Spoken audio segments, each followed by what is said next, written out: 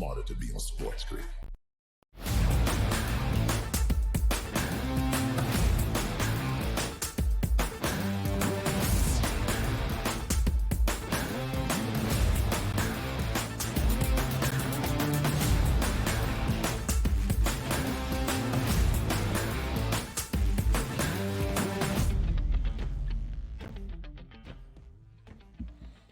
Welcome to Hour 3, our third and final, but on the first day of a new month.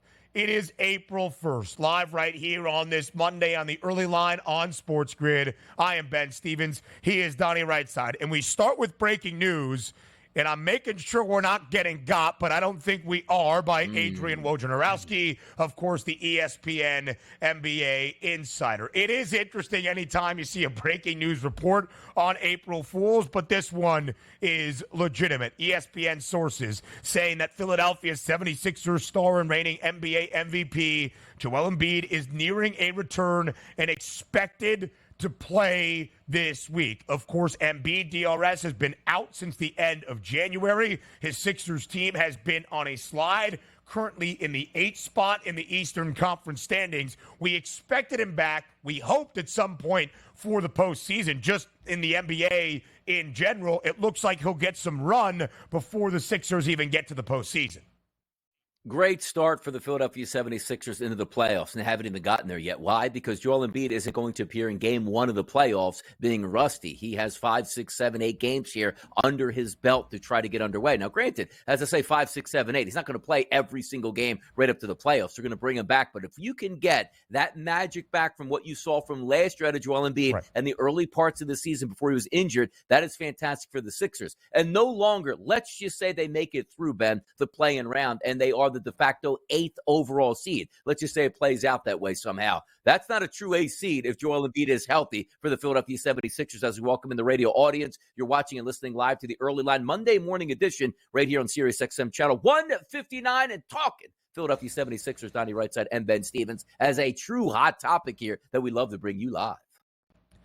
When you look at the NBA standings, again, Philadelphia has slid. They are now just 5 games above 500 at 40-35. Joel Embiid's last fully healthy game was on Tuesday, January 30th. And he was also dealing with some things, some injury issues in that stretch in late January and early January as well that really eliminated him from that 65-game minimum of being in contention for a second consecutive NBA MVP. And still dealing with the injury issues. January 22nd, a 70-point 18-rebound performance out of JoJo, a guy that averaged better than 36 points per game and 10 boards in the month of January. He averaged 40 and 12.5 rebounds in the month of December. With Joel Embiid out there, Philadelphia, in my estimation, is a team that is a true conference contender. Now, Boston is far and away the best team. Milwaukee probably in that second tier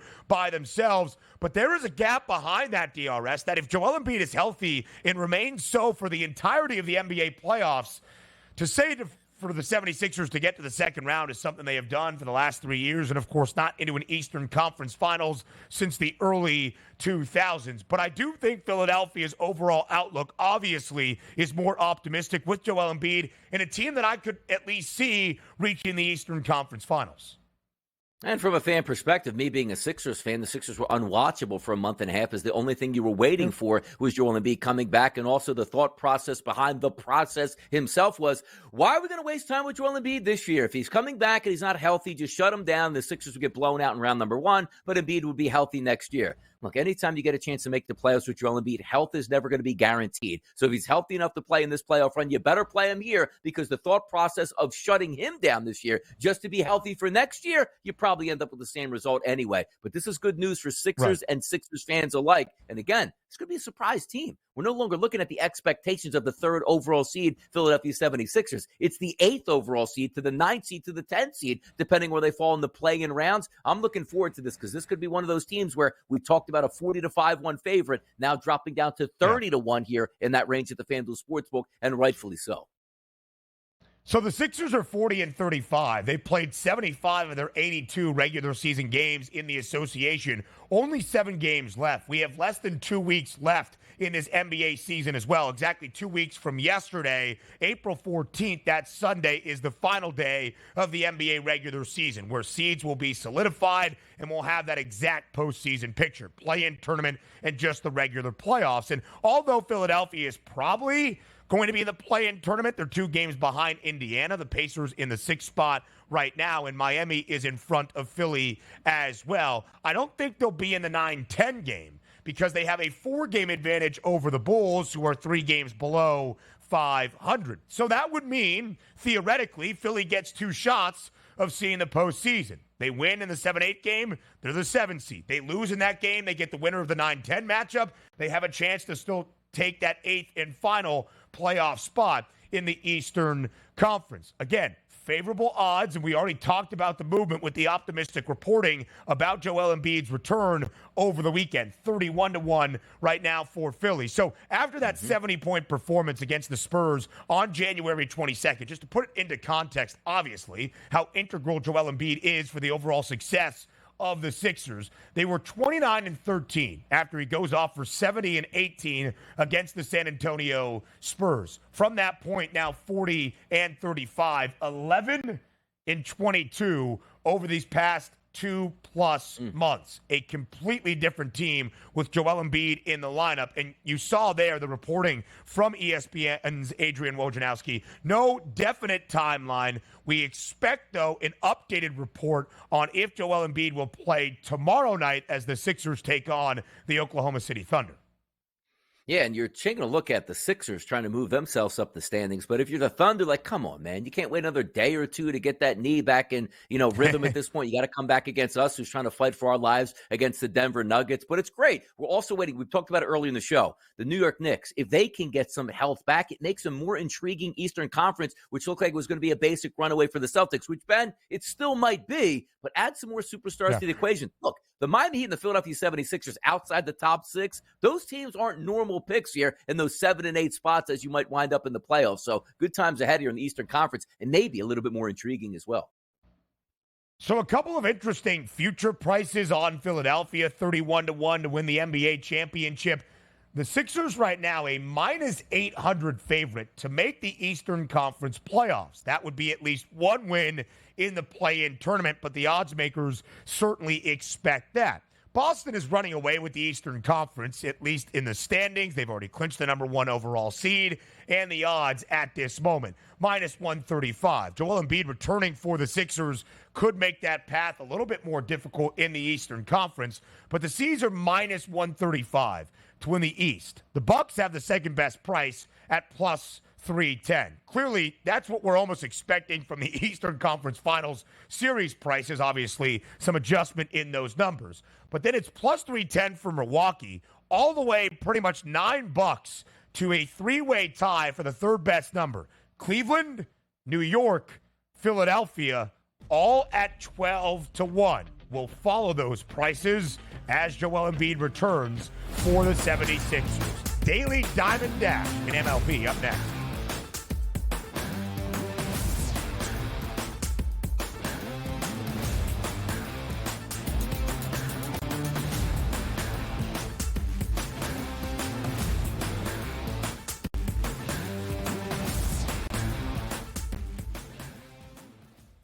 There is going to be an energy to game time decisions that you will feel night in and night out. We're going to go through every single thing, and I've got a great team behind me that's going to help me get the job done. I want this to be the place that people come to. We are going to hit every single one of those markets that you need to know about. There is not going to be a better place, I promise you, than Game Time Decisions. We will have everything at our disposal, and we will use that to our advantage. I'm Kevin Walsh. Tune into Game Time Decisions from 6 to 8 p.m. Eastern on SportsGrid.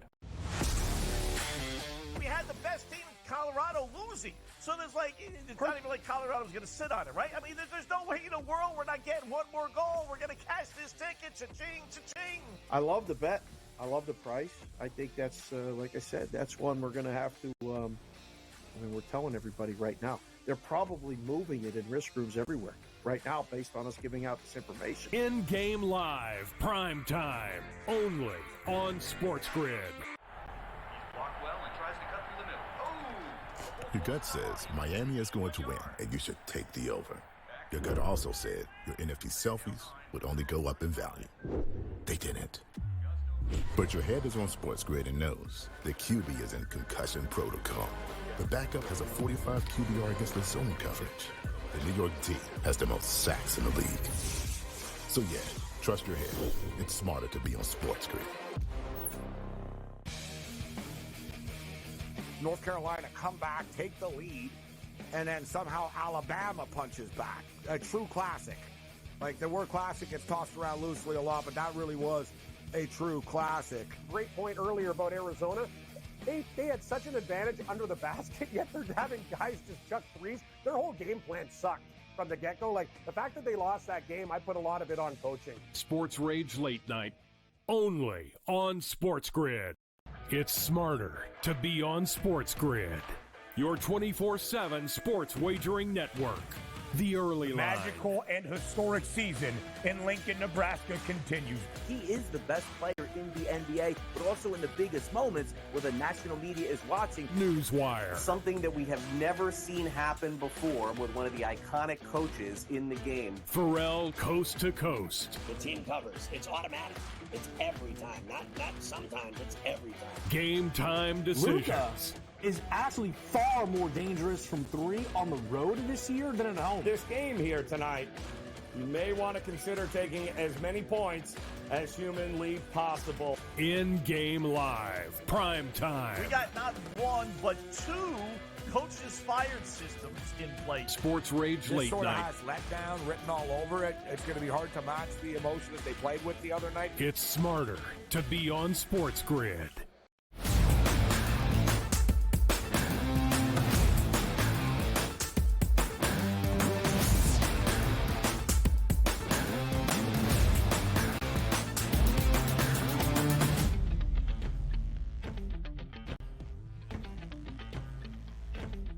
Daily Diamond Dash, the second week of the Major League Baseball season now underway, although we've only played 3 or 4 games for teams around Major League Baseball. Some have played 6, like the Dodgers. The Padres are up there as well, but we get into the second full week here of this Major League Baseball season. So we go around the Daily Diamond Dash here on this Monday. We head to the Trop up first, where the reigning World Series champs will face off against the Rays tonight. Tampa booked as a -122 home money line favorite, over-under 8.5, and the under has the juice.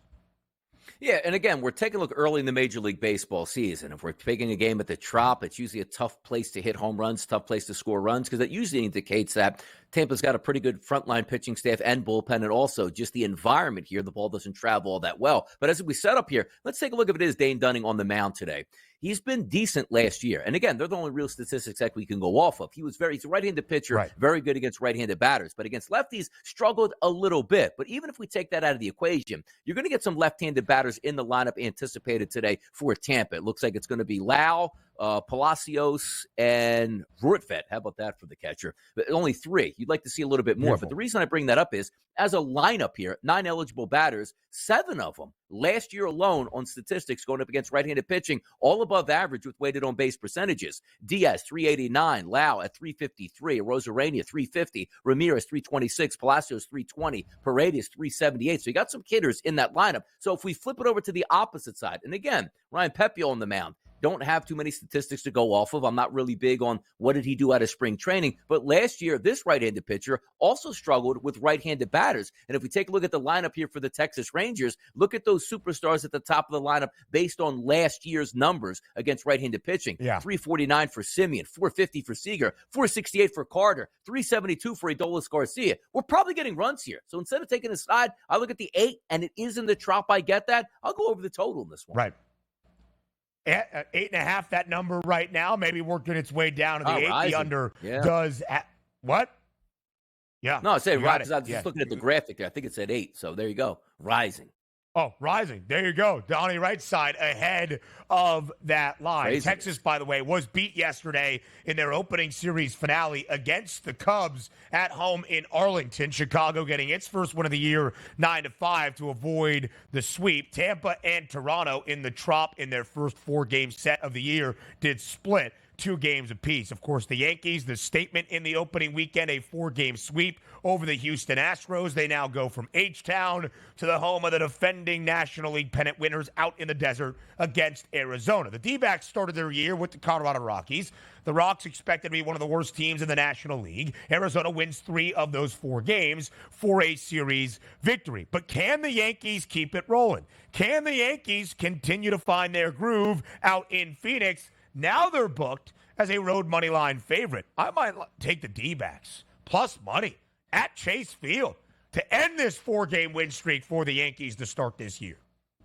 The humidor better be cranked up there on the West Coast for the simple magic is you're taking a look at this game overall and saying to yourself, who are we going to get on the mound and how dominant can they be? Because it doesn't look like they're going to be that dominant at all. Heels on the mound, the right-handed pitcher for the Yankees. I'm not even showing any statistics from last year, but if we're just taking a look at right-handed pitching going up against that lineup for the Diamondbacks, they hammered it all last year, which includes the top 2 guys in that lineup, Marte and Carroll, 397 weighted on base percentage and 366 combined. But if we flip it over to the New York Yankees going up against Ryan Nelson, he didn't get anybody out last year at all. Left-handed batters, a 237 ISO and a 380 weighted on base percentage. Right-handed batters, a 220 ISO and a 347 weighted on base percentage, right in the middle of that lineup. Now, granted, Judge hasn't started out all that hot, and maybe this is a chance for him to get back. But if we're looking just based on last year's statistics rolling into this year, Soto's got a 416 weighted on base average against right-handed pitching. Judge at a 427. Those 2 guys should be able to do damage. So if we're looking for RBI possibilities in Major League Baseball, might come out of the desert tonight. Is that 10? They'll probably press it. That's good numbers for both of these lineups here. Let's see if they get after it. Donnie, when we were doing Major League Baseball breakdowns on Thursday's opening day, even into Friday, it was names you would know at the top of these starting staffs. Now we're a little bit deeper in, 4 or 5 games into this year. So we're getting some of those pitchers where the evaluation, at least at this moment, and the sample size, not all that deep, either year over year, obviously not here in 2024. The California rivalry in Los Angeles, the Dodgers and the Giants tonight. LA now 4-2. They split the Seoul series in South Korea. They take 3 of 4 against the St. Louis Cardinals over the weekend at the Ravine. They stay in Los Angeles. They're greater than a $2 favorite, minus 205 against the San Francisco Giants. Over-under stands at 8.5.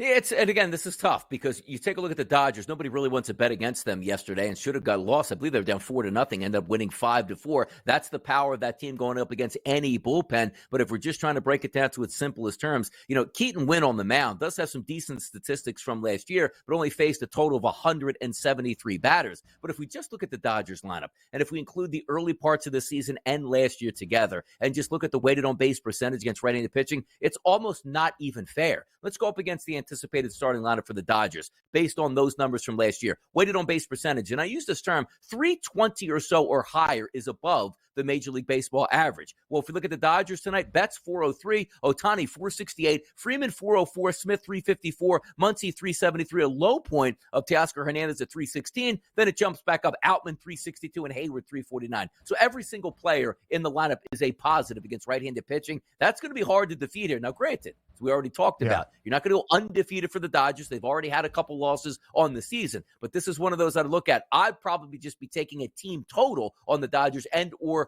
RBI props to sort of boost it because I don't want to lay over $2 early in the season in this game. And again, cooler temperatures out there in LA, but that lineup still should rake tonight.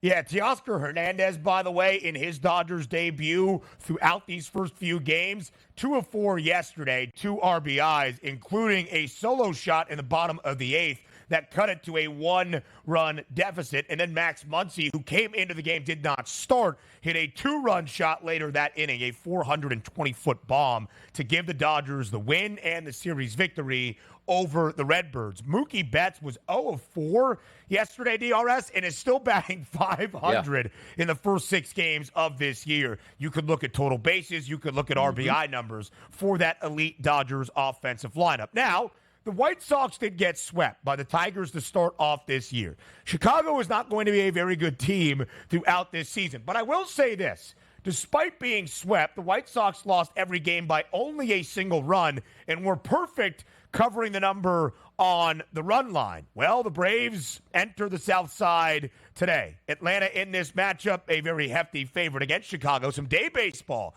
on this Monday, minus 270. Charlie Morton on the bump for the Atlanta Braves. That run line minus 1.5, minus 162 if you want to bet it for the Braves. I mean, the Braves should roll today, but also you're taking a look at a game where they played yesterday in Philadelphia, flying into Detroit, and you're also going to get 48 degrees with rain in the forecast and a wind blowing in from right field at 14 miles an hour. Still should be able to win. So let's just say we take the rain out of the equation and they do play this ball game. Flexen's on the mound here for the White Sox, and you take a look at him last year, didn't get very many batters out, which is a tough sign going up against this red-hot lineup, even right out of the gate for the Atlanta Braves. If we're including, again, last year's statistics, which followed up with this year, is going to give you at least 400 to 600 at-bats between the players. If we look at a number of the ISO power number, Ben, what that measures is what type of damage you're doing at the plate here. So if you're looking at an ISO power number Major League Baseball, you want to have that around like 0.17 or over. That's very good. Only one guy in the lineup is below 157 today, and that's Orlando Arcia, who actually had a very good weekend in Philadelphia, so go figure that one out. ISO power numbers for the first six guys in the lineup today, 259, 230, 233, 346, 260, and 187. As I said,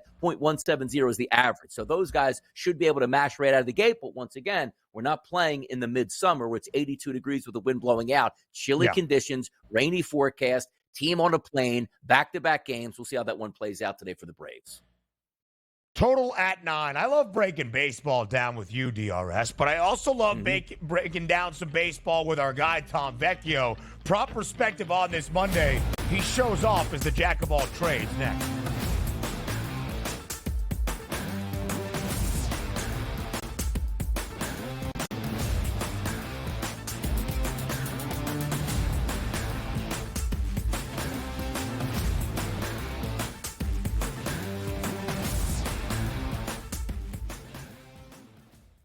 There is going to be an energy to game time decisions that you will feel night in and night out. We're going to go through every single thing, and I've got a great team behind me that's going to help me get the job done. I want this to be the place that people come to. We are going to hit every single one of those markets that you need to know about. There is not going to be a better place, I promise you, than Game Time Decisions. We will have everything at our disposal, and we will use that to our advantage. I'm Kevin Walsh. Tune into Game Time Decisions from 6 to 8 p.m. Eastern on SportsGrid. We had the best team in Colorado losing. So there's it's not even like Colorado's going to sit on it, right? I mean, there's no way in the world we're not getting one more goal. We're going to cash this ticket. Cha-ching, cha-ching. I love the bet. I love the price. I think that's, like I said, that's one we're going to have to, we're telling everybody right now. They're probably moving it in risk rooms everywhere right now based on us giving out this information. In-game live, prime time, only on SportsGrid.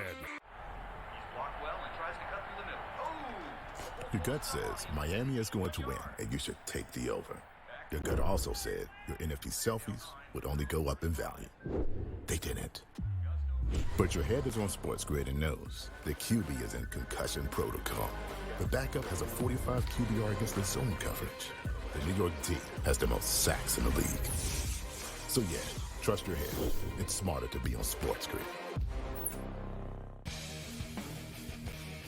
North Carolina come back, take the lead, and then somehow Alabama punches back. A true classic. Like, the word classic gets tossed around loosely a lot, but that really was a true classic. Great point earlier about Arizona. They had such an advantage under the basket, yet they're having guys just chuck threes. Their whole game plan sucked from the get-go. Like, the fact that they lost that game, I put a lot of it on coaching. Sports Rage Late Night, only on SportsGrid. It's smarter to be on SportsGrid, your 24/7 sports wagering network. The early line. Magical and historic season in Lincoln, Nebraska continues. He is the best player in the NBA, but also in the biggest moments where the national media is watching. Newswire. Something that we have never seen happen before with one of the iconic coaches in the game. Pharrell Coast to Coast. The team covers. It's automatic. It's every time. Not sometimes. It's every time. Game time decisions. Luka is actually far more dangerous from three on the road this year than at home. This game here tonight, you may want to consider taking as many points as humanly possible. In-game live, prime time. We got not one, but two coaches fired systems in place. Sports Rage This Late sort of Night. has letdown written all over it. It's going to be hard to match the emotion that they played with the other night. It's smarter to be on SportsGrid.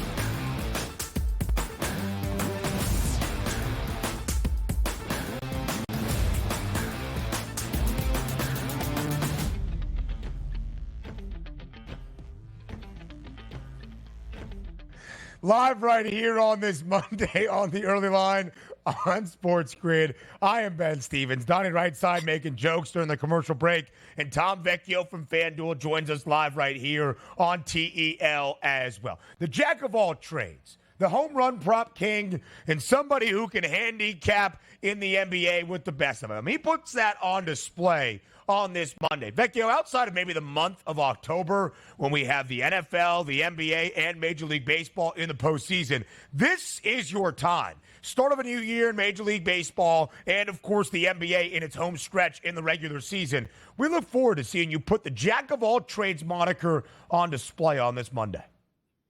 Well, I appreciate that. Yeah, certainly a very busy time. Two sports coming to a close, MLB getting underway. I'd focus in a lot on the NBA when it comes to minutes for star players. I think we're going to see a good trend in the final weeks for teams that need to win. I want to certainly focus in on that.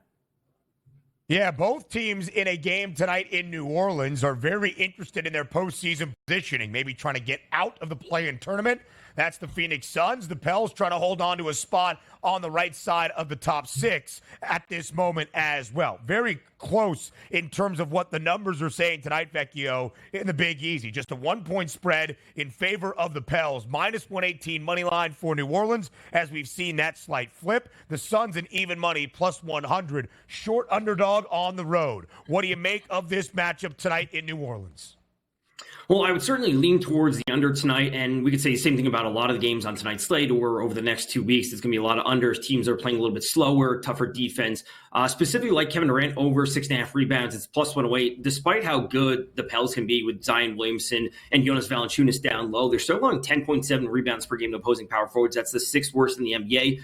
Durant's been over this number in 6 out of the last 10 games, and given where these teams are in the standings, as you just said, I don't think these teams want to get up and down the court. They want to play things super straightforward. The Suns specifically have been playing at a much slower pace, about 8 possessions less per game over their last 3. So tough defense, missed shots, playoff-type basketball means a lot of rebounds. Play-in preview tonight as we take a look, Tom. That's the Atlanta Hawks and the Chicago Bulls. Tip time at 8 p.m. tonight. Overnight line, I should say, at the FanDuel Sportsbook was 2.5. It still currently sits at 2.5 as a favorite toward the hometown team here, Chicago Bulls. Total coming in at 223. What can we anticipate tonight as the Hawks and the Bulls probably going to play tonight and then in the first rounds of the playoffs? Right, like you said, potential play-in preview. I want to say this is like a monumental game for these two teams. The Bulls have a 1.5 game lead for the 9th seed. So if they can grab this win, that gives them that extra cushion. They can hold on to home court. So again, more unders tonight. Dare I say Atlanta has been playing a little bit better on defense as of late. Over their last 3 games, they're only allowing 12 3-pointers from the opponents per game. That's the 9th best over the last 3-game stretch. So Kobe White from the Bulls, under 2.5 threes at plus 116. He's only averaging 2.7 for the year. He's at a little bit higher in the month of March. But I'm not expecting these teams to get up and down tonight. And again, he's not a super high volume shooter. He can go 3 of 5, but he's never going to be taking 9, 10, 11 threes. So leaning on the under for most of these cases. I wouldn't mind some rebounding props for Clint Capella as well, whatever it might be. 223, that number tonight. You just saw the Tom's top props board for this Monday. That's a thing of beauty. 5 plays in there. Not necessarily from this game, Tom. So the handicapping question is what we lead with. Boston, the best team in the NBA, 58-16 on the road against one of the worst teams in the NBA. That's the Charlotte Hornets. It's a 16.5-point number in favor of the Celtics, even in the Queen City. What do you do, though, with a Boston team that has already clinched the number 1 overall seed in the Eastern Conference, really just waiting for the final 2 weeks of this NBA season to come to a close? How do you view it from a motivational standpoint for your handicapping purposes? Well, there was a quote last week, I believe, that Joe Mazzulla said they're going to be trying out different defensive things just because they want to use NBA games as practice because they have this much of a lead and already clinched. I would say leaning on unders for Tatum it can be very dangerous. But again, if they don't need to push him out there, like why does he need to play 40 minutes? No, he needs to play 28 to stay in the flow of things. Also for tonight, with Brown and Porzingis being listed as questionable, Derek White over 14.5 points could be the spot to go. As we get to the playoffs, that first round matchup, I'm going to be looking to the Celtics on the series spread. Obviously not the series price is going to be minus 1,000 or whatever, but a series spread or correct outcome of 4-1 or 4-0. I think that's what we want to start anticipating for the Celtics. Like you said, they have things locked up. Let's start looking to the postseason for them. Best way to approach is probably series prices. Tom, on to the diamond we go. Late night tonight, 10-10 first pitch. That's San Francisco, and that's Los Angeles. We opened up at a number at the FanDuel Sportsbook at a minus 225 price towards the Dodgers. We now see that come down a little bit to a minus 205 price. The total listed at 8.5. It's Wynn versus Paxton. Can you go against the immovable object, which is the Dodgers, and take that big price, which is roughly plus 175? Well, of course you can. I talked about with Kevin, where you just look to fade the Dodgers on a nightly basis, and because the opposing money lines are going to be so big, you can just come out profitable, whether it's a month sample size you want to roll with. But tonight, Keaton Wynn on the mound for the Giants, very small sample size from him last year, allowed a 336 WOBA to lefties, 1.62 home runs per nine, a 306 BABIP versus lefties. So let's go to Freddie Freeman, 2+ total bases, minus 105, coming off a game where he had no hits. I am going to be trusting the elite skill that Freddie Freeman has shown over many, many years versus a basically unknown pitcher from the Giants. Obviously, that lineup is extremely dangerous. He's literally always going to see good pitches. He's also going to be an RBI machine this year. So Freddie Freeman, 2+ total bases. Yeah, Mookie Betts, 2+ total bases as well, minus 110. Mookie Betts still batting 500 this year, despite going 0 for 4 yesterday in the opening series finale against the St. Louis Cardinals. That might be the way to attack things for the Dodgers this year, just because those money line prices are going to be close to $2, if not greater, for most of this season. Now, Vecchio, we go to the Trop today. The Rays and the Rangers, the reigning World Series champs, on the road for the first time this year in Tampa. The Rays, a slight home favorite, minus 122, total 8.5. What's the play for this game today in the Trop? That's going to be going to Dane Dunning for the Rangers, under 4.5 strikeouts. It's at minus 104. He's a solid pitcher, but he's not an overly dominant pitcher. And same thing I said about Jose Barrios last week to start the season. He got there by, the hook, getting over, but 19.4% strikeout rate for Dane Dunning last year, 7.6% walk rate. He pitches the contact where he lets runners on base for free, and then he tries to induce double plays. And again, not overly dominant on the mound. His pitch count shouldn't be an issue, but I'm not expecting a big strikeout game from him as well. So under for him today. World Series preview, people. How about this one? The New York Yankees and the Arizona Diamondbacks. The Yanks get out to a 4-0 start. How about the Diamondbacks? A 3-1 start. Heel versus Nelson out in the desert. Overnight line on a total opened up at 9.5. That's now double digits at an even 10. A slight favorite for the Yankees at a 118 price has now moved to a minus 124. Yanks, D-backs to the Yanks. Take their first loss of the season or get their 5th win of the season tonight. I think they end up coming away with the loss. It's just baseball variance. That just is what it is. I'll be buying into teams that haven't won, like the Mets or the Marlins, just get them at a good price. Tonight, it's going to be going to Corbin Carroll for 2+ total bases. Like you said, Heels on the mound for the Yankees, super small sample size over the past few years. Corbin Carroll, he's not putting up the hits, but he's just grabbing a bunch of walks. So, he's not doing anything wrong at the plate. He's actually doing a lot right because he's super, super disciplined. He just needs to start putting the ball in play, and I will take this matchup, especially with Lourdes Gurriel and Christian Walker behind him, who are on fire to start the season. Again, he will always see good pitches. You cannot walk a player with 2 home run hitters coming up behind him. So 2+ total bases for Corbin Carroll today. So you look at that idea of regression in a positive way for some, or maybe thinking the Yankees can't start the season on a 5-game win streak. Of course, they won their first 4 games over the Houston Astros. Does Houston bounce back against the Toronto Blue Jays at home today? Minus 148, that moneyline price, Vecchio, in favor of the Stros. Yeah, again, they have too good of a lineup where when you have Yordan Alvarez, you have Kyle Tucker, you have Bregman, you have Altuve. That type of lineup can put up runs anytime. Get off to a slow start. It is what it is. A 3 or 4 game sample size is never going to sway me massively on any single player, a pitcher, or a hitter. So I'll simply take the Astros at home and maybe looking to lay minus 1.5. I think that's the best spot to go. I want to go for as much plus money as possible rather than minus 142. Although the Blue Jays are good, I'll still take the Astros at home. Full card tonight, Tom, so let's give you a little bit of time in the spotlight here. Give us the best plays overall tonight on that prop card that we can cash some tickets to.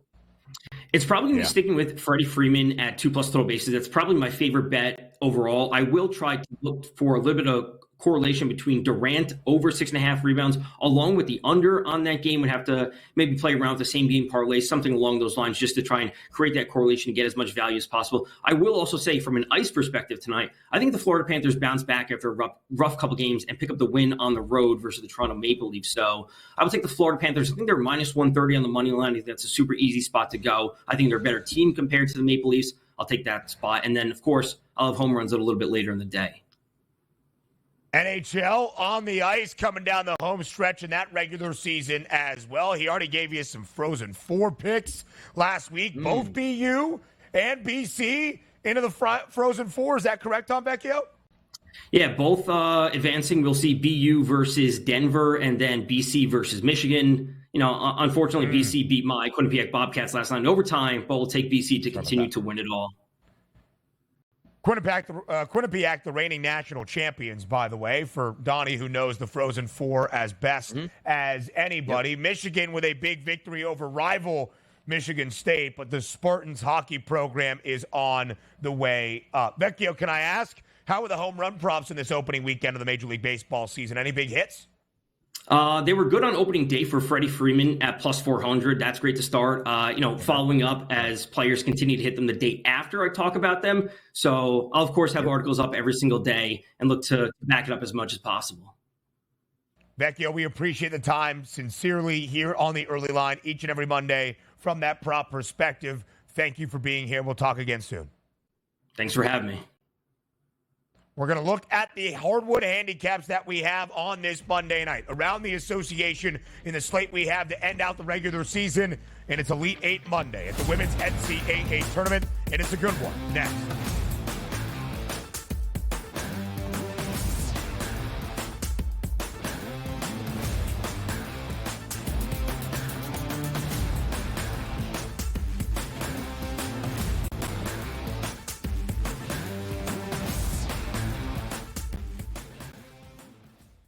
There is going to be an energy to game time decisions that you will feel night in and night out. We're going to go through every single thing, and I've got a great team behind me that's going to help me get the job done. I want this to be the place that people come to. We are going to hit every single one of those markets that you need to know about. There is not going to be a better place, I promise you, than Game Time Decisions. We will have everything at our disposal, and we will use that to our advantage. I'm Kevin Walsh. Tune into Game Time Decisions from 6 to 8 p.m. Eastern on SportsGrid. We had the best team in Colorado losing. So there's it's not even like Colorado's going to sit on it, right? I mean, there's no way in the world we're not getting one more goal. We're going to cash this ticket. Cha-ching, cha-ching. I love the bet. I love the price. I think that's, like I said, that's one we're going to have to, we're telling everybody right now. They're probably moving it in risk rooms everywhere right now based on us giving out this information. In-game live, prime time, only on SportsGrid. Your gut says Miami is going to win, and you should take the over. Your gut also said your NFT selfies would only go up in value. They didn't. But your head is on SportsGrid and knows the QB is in concussion protocol. The backup has a 45 QBR against the zone coverage. The New York D has the most sacks in the league. So yeah, trust your head. It's smarter to be on SportsGrid. North Carolina come back, take the lead, and then somehow Alabama punches back. A true classic. Like, the word classic gets tossed around loosely a lot, but that really was a true classic. Great point earlier about Arizona. They had such an advantage under the basket, yet they're having guys just chuck threes. Their whole game plan sucked from the get-go. Like, the fact that they lost that game, I put a lot of it on coaching. Sports Rage Late Night, only on SportsGrid. It's smarter to be on SportsGrid, your 24/7 sports wagering network. The early line. Magical and historic season in Lincoln, Nebraska continues. He is the best player in the NBA, but also in the biggest moments where the national media is watching. Newswire. Something that we have never seen happen before with one of the iconic coaches in the game. Pharrell Coast to Coast. The team covers. It's automatic. It's every time. Not sometimes. It's every time. Game Time Decisions. Luka.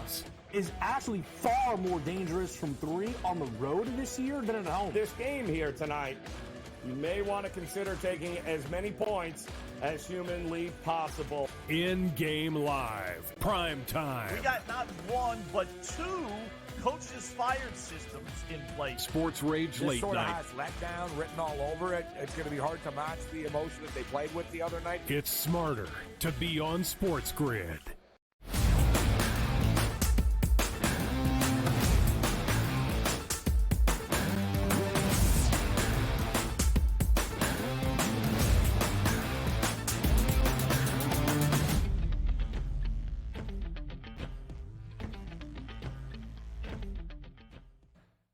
Elite Eight Monday night in the 2024 Women's NCAA Tournament. 2 games, 4 teams, 2 spots remain in the Final Four, which comes our way in Cleveland on Friday night. And when you look for marquee matchups, now in the month of April, for 2 spots in the Final Four, this is what you dream of in the Elite Eight. First game up is the national championship game rematch in Albany between LSU, the defending champs, and the Iowa Hawkeyes, the reigning national runner-ups. Then the nightcap is out in Portland. It's UConn and USC, 2 of the brightest young stars in this sport. Paige Beckers maybe not young necessarily in terms of college, but her resurgence is felt for the Huskies. It's Paige Beckers for Connecticut. It's Juju Watkins for USC. We start with that national championship game rematch between Iowa and LSU. Very short spread. 1.5 in favor of the Hawkeyes. Minus 134 on that money line.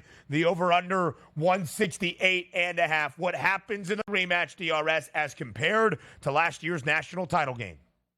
We're going to get a lot of fun. And this is the game that everybody was circling the wagons for, which you probably thought was going to be a Final Four game, Ben, and or the national championship game possibility in a rematch. But as soon as we saw them come up in the same region, like, oh, here we go. This is going to be a collision course. And even if you can't stand LSU or you can't stand Iowa, the one thing that you were actually cheering for on both sides was these 2 teams to continue to win just so we can have this matchup tonight and watch it all play out. It has the feeling to me that we might get an all-time game because why?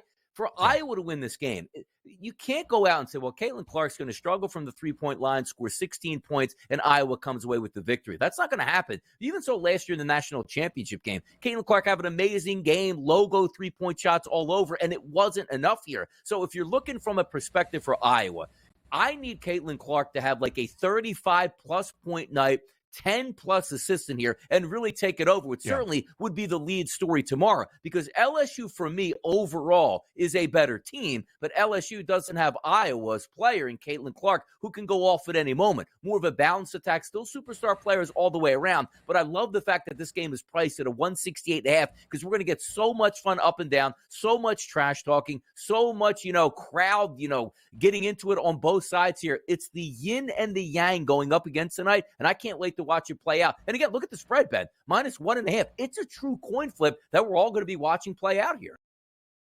And my only ask is just please try to enjoy the basketball. Yes, there is going to be the theatrics. Yes, there is going to be the intensity and the passion. That is a beautiful thing. And what you would expect when a spot in the Final Four in a national title game rematch is on the line. Some of the conjecture and conversation after last year's national championship game got, frankly, very nasty and ugly. I hope it is a celebration of basketball. There will be trash talk. There will be passion. That is sports, and that should be celebrated. Last year in the national title game, Caitlin Clark went off for 30. She hit 8 3-pointers. That is a record in an NCAA tournament women's national championship game. Her 3 points prop, as JY laid out earlier, is 5.5.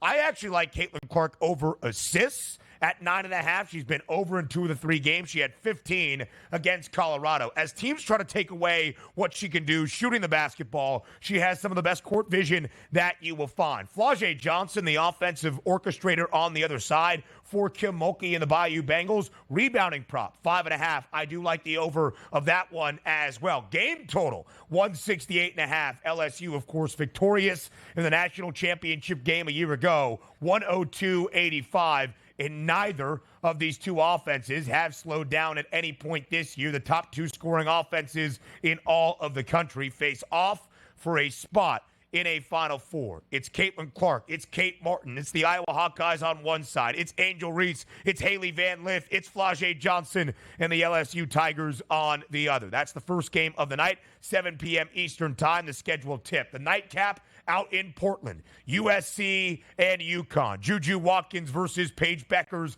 in the Huskies, despite being the 3 seed in Portland Region 3, actually the 3.5-point favorite against the top team in that portion of the bracket, Southern Cal. The Huskies a 3.5-point favorite. This total drastically lower than the first game of the night, 135.5.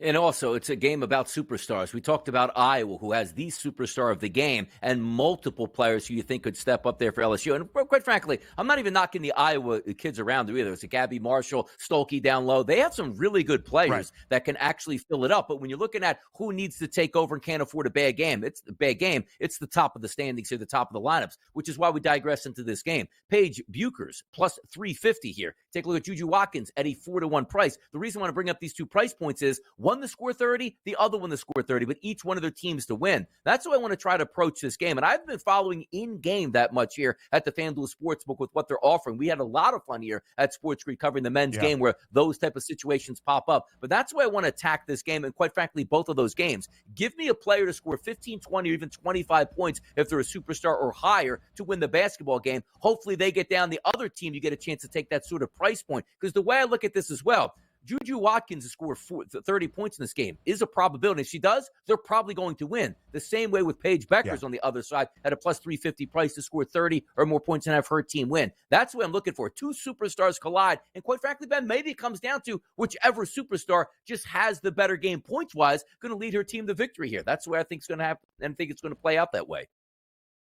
Beckers right now, that points prop 26.5. Juju Watkins at 27 and a hook. Juju Watkins, a freshman for Southern Cal, went off for 30, although not the most efficient 30 points you will see in the Sweet 16 victory a few nights back over Baylor. Beckers had 24 points, and UConn scored 53 in their Sweet 16 victory against Duke. Connecticut did not reach the Final Four a year ago. That snapped a streak of 14 consecutive Final Four appearances under Gino Auriemma. There is little doubt that UConn women's basketball has been the most successful brand in this sport, trying to get back to a Final Four for the 15th season in the last 16 years. USC looking for a Final Four appearance for the first time since 1986, into the Elite Eight for the first time in 3 decades since 1994.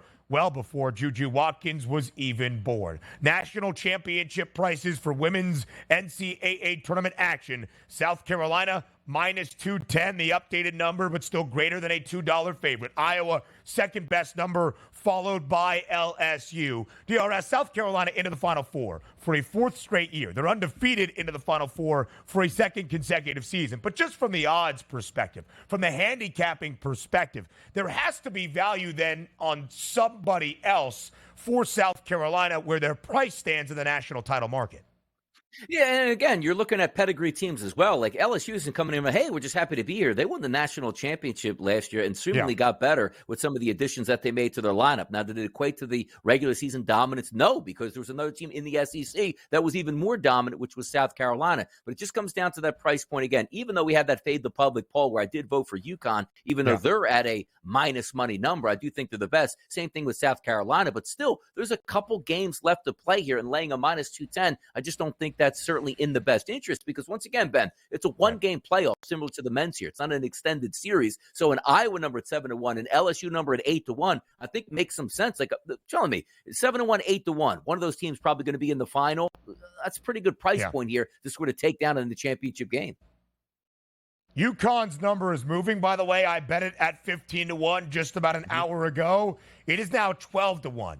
The winner of tonight's games, right? We'll have Iowa versus LSU, UConn versus USC. They will face off in the Final Four in Cleveland on Friday. The other side is South Carolina and NC State. The Gamecocks an 11.5-point favorite against the Wolfpack. I've already bet NC State covering the number. South Carolina did not cover either of its 2 wins this past weekend in the Sweet 16 or the Elite Eight. I think South Carolina is going to get to the national championship game, I don't think it's going to be nearly as easy as the odds makers are expecting it here. Parity in women's college basketball is on the rise. Now quickly to the NBA, 6-game slate on this Monday night. Suns, Pelicans, virtually a pick'em DRS for an important game in the Western Conference standings. The Pels right now, a 2-game lead over both Phoenix and Sacramento for that 6th spot. The Kings in 7, the Suns in 8. That market has moved. It's a pick'em tonight in NOLA. Who wins?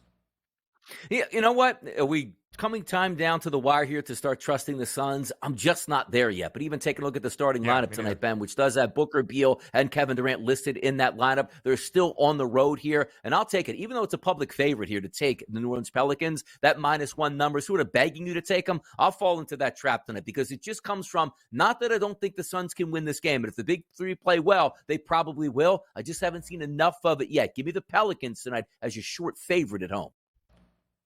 Yeah, I look at the under. I think Vecchio made a great point. New Orleans has gone under, by the way, in a ton of games here as of late. I believe I did the math correctly, 10 of their last 13. Celtics and the Hornets, Boston, a 16.5-point favorite on the road against Charlotte.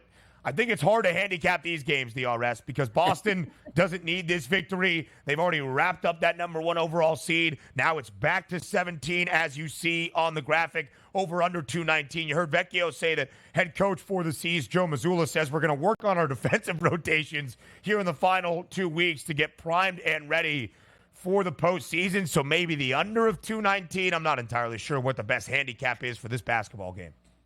I would just take the Boston Celtics at this point. It's a ridiculous number. They're on the road, but this is a dead-in-the-water Charlotte Hornets team, which has a starting lineup of Trey Mann, Vasily Micic, Brandon Miller, Miles Bridges, and, Nick Richards, who I don't even know if that's a real basketball player, just a filler name that they put in there. They should get hammered tonight. That line is saying, you can't lay 17 points on the road. Yes, you can. I'm going to do it with the Celtics tonight. What, 130 to 101? Sound like a score that we had last night. Yeah, probably the same one tonight. Celtics should roll. Yeah, it is interesting, right? The Celtics were a double-digit favorite in 2 games against the Hawks last week on the road, and they won both, or the Hawks won both of those games outright. But Atlanta, at least in play-in tournament conversation. The Hornets have gone over in 5 of their last 6, for whatever that is worth. They did cover yesterday despite losing by 12 as a 14-point underdog against the LA Clippers. The final game we'll break down for you here is a play-in tournament preview in the Eastern Conference in Chicago tonight, where more than likely we see that play-in tournament game. The Bulls a 2.5-point favorite against the Atlanta Hawks, over under 223. Last 6 games here for DeJounte Murray, 29, 28, 19, 30, 44, and 20. So certainly a roller coaster ride. The Atlanta Hawks are only going to go as far as he takes them until Trae Young gets back into that lineup. That's a short price for the Bulls. It's almost like, wow, that should be an easy win for the Bulls at home. I'm not saying I want to take Atlanta here, so my price points would be based on the Atlanta Hawks and DeJounte Murray. I would just look at a points prop. If you like the Atlanta Hawks to win the game, that means Murray probably had a pretty solid night overall. That's the way I would go in that environment. And even if they lose, he can still have a solid night overall. So DeJounte Murray points prop to the over for me. Outside of that, good luck picking this one here. Coin flip for me. Yeah, so last night the Bulls pulled off the upset against the Timberwolves, winning by 8 outright as an 8.5-point underdog. Atlanta over the weekend had its 4-game win streak snapped by the Milwaukee Bucks. The Hawks have gone over in 7 straight. The Bulls under in 2 of their last 3, of which they have won. I kind of lean to the over tonight of that number at 223. But what is interesting, a game and a half separates Chicago and Atlanta. If the Hawks can win this one, that's only going to be a half-game difference for which team is going to host the 9-10 play-in tournament game to start off the Eastern Conference postseason. A best bet comes your way. Up next, live right here on the Early Line.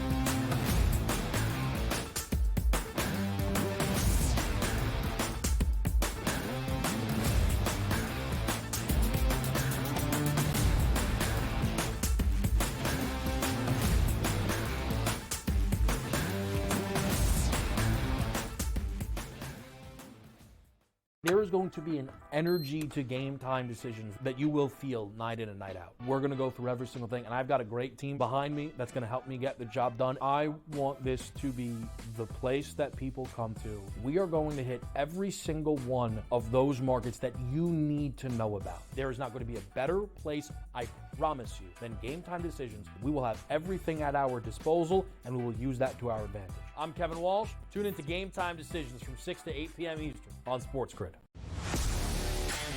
We had the best team in Colorado losing. So there's it's not even like Colorado's going to sit on it, right? I mean, there's no way in the world we're not getting one more goal. We're going to cash this ticket. Cha-ching, cha-ching. I love the bet. I love the price. I think that's, like I said, that's one we're going to have to, we're telling everybody right now. They're probably moving it in risk rooms everywhere right now based on us giving out this information. In-game live, prime time, only on SportsGrid. Blocked well and tries to cut through the middle. Oh! Your gut says Miami is going to win, and you should take the over. Your gut also said your NFT selfies would only go up in value. They didn't. But your head is on SportsGrid and knows the QB is in concussion protocol. The backup has a 45 QBR against the zone coverage. The New York D has the most sacks in the league. So yeah, trust your head. It's smarter to be on SportsGrid. North Carolina come back, take the lead, and then somehow Alabama punches back. A true classic. Like, the word classic gets tossed around loosely a lot, but that really was a true classic. Great point earlier about Arizona. They had such an advantage under the basket, yet they're having guys just chuck threes. Their whole game plan sucked from the get-go. Like, the fact that they lost that game, I put a lot of it on coaching. Sports Rage Late Night, only on SportsGrid. It's smarter to be on SportsGrid, your 24/7 sports wagering network. The early line. Magical and historic season in Lincoln, Nebraska continues. He is the best player in the NBA, but also in the biggest moments where the national media is watching. Newswire. Something that we have never seen happen before with one of the iconic coaches in the game. Pharrell Coast to Coast. The team covers. It's automatic. It's every time. Not sometimes. It's every time. Game Time Decisions. Luka is actually far more dangerous from three on the road this year than at home. This game here tonight, you may want to consider taking as many points as humanly possible. In-game live, prime time. We got not one, but two coaches fired systems in place. Sports Rage This Late sort of Night. has letdown written all over it. It's going to be hard to match the emotion that they played with the other night. It's smarter to be on SportsGrid.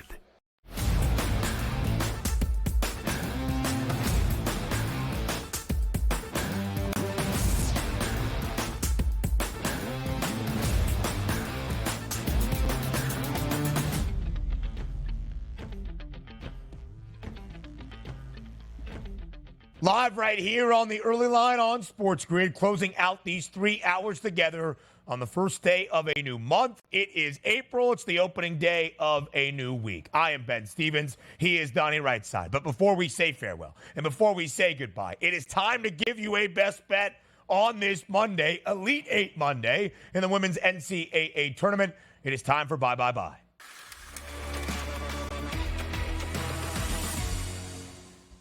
And I think that both Donnie Rightside and myself are going to give you a best bet from the two games that we have tonight in Elite 8 action at the women's NCAA tournament. Donnie Rightside, you lead off. Look, I'm ready to get after it tonight. 7:15 start, right in my wheelhouse as I start to get ready for bed tonight. Yeah, but I will be watching this game all the way through. I want to see it start to finish. This is the game, maybe the game of the week, Ben. And that includes the Final Four coming up this weekend, which has two double-digit rough spreads here. Tonight, you are going to get a preview of what we probably thought could have been the national championship game, and we're going to need big performances out of the game's biggest player, and that's Caitlin Clark, to record a triple-double tonight at the FanDuel Sportsbook at a plus 290 price. Do you think she's taking 40 minutes to be played tonight? How many does she play? 40 minutes tonight. That means rebounds, assists, and points. It's going to take that big-time effort to get them past LSU and vanquish last year's NCAA champion. Caitlin Clark tonight, triple-double, BSS.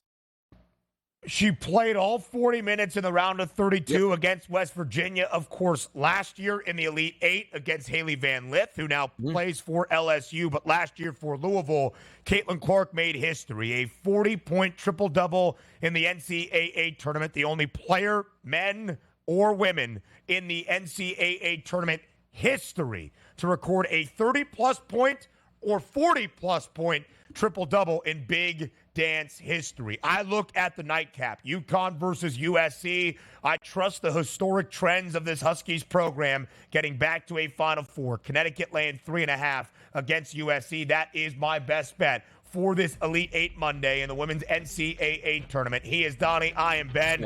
Donnie has you covered tomorrow at 8 a.m. Eastern time here on the Early Line.